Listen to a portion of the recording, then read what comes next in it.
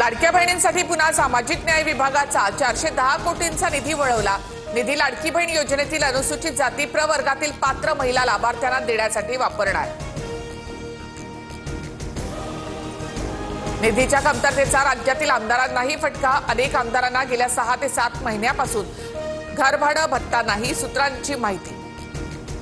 भारतामध्ये दंगे घडवण्याच्या इराद्यानेच पाकिस्तानने पहलगाममध्ये दहशतवादी हल्ला घडवला।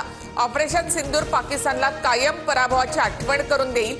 जम्मू काश्मीरच्या कटरामधून मोदी पाकिस्तानवर बरसले।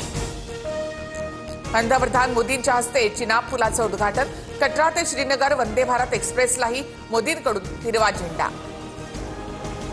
शिंदेंच्या शिवसेनेमधील सुजाता शिंगाणेंचा पुन्हा ठाकरेंच्या सेनेमध्ये प्रवेश। शिंदेंच्या शिवसेनेमध्ये गेलेल्या अनेकांना पश्चाताप होतोय। पक्षप्रवेशानंतर उद्धव ठाकरेंचा दावा। विशाळगडावरील कुर्बानी विरोधामध्ये कोल्हापूर जिल्हा प्रशासन सुप्रीम कोर्टात। आज निर्णयाची शक्यता, तर विशाळगडावर कोणताही सण आणि उत्सव साजरा होणार नाही, कोल्हापूर एसपींचे आदेश।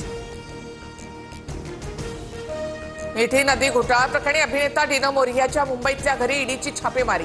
वरळीमध्ये केतन कदमसह कांदिवलीमध्ये जय जोशीच्या घरी सुद्धा ईडीची छापेमारी।